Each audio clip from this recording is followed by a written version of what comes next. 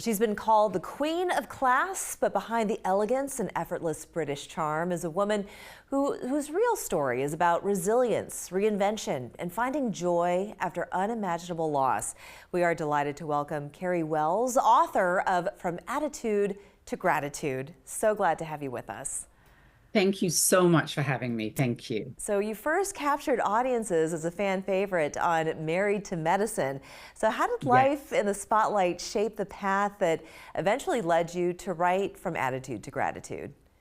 Well, I'm very grateful to the platform it gave me because I did get my start on Bravo, but my life has changed dramatically since then. I think, as you know, I was in a terrible armed robbery, and that really just changed my whole perspective on life. It made me really fear for my life. And as a result, I had a lot of healing to do.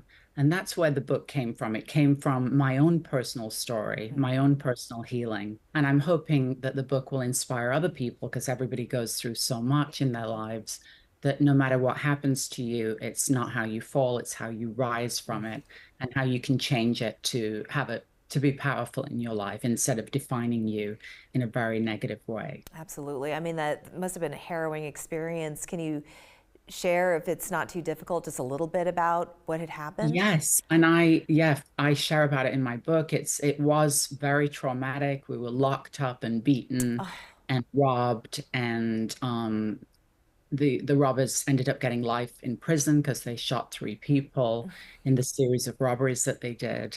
And it just made me reevaluate everything and to think about my kids, my husband and family, and really if my life was going to end at that point, what would I like my legacy to be? And I really wanted it to be more about giving back and more about inspiring others instead of the platform from reality television that a lot of people knew me from. sure. So that's how it is, the shift. And I'm hoping that I can do that. I'm hoping I can inspire others.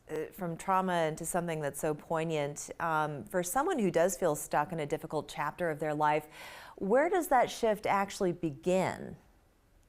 I think a lot of it begins with self-awareness, and I write about it in a chapter of my book about you really have to go through what I call the pain caves. You cannot avoid pain. You cannot hide it. You cannot slip it under the rug. You really have to face it head on. And when you do, it teaches you a lot about yourself. It teaches you about your own journey, and I think it helps you have shared humility and compassion for other people.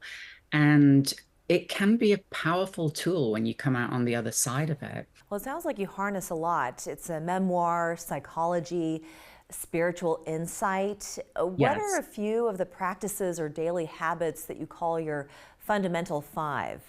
Yes. Well, a lot of it starts with gratitude and realizing that gratitude is not just being thankful for something or saying thank you. It's a fundamental shift in the way that you think.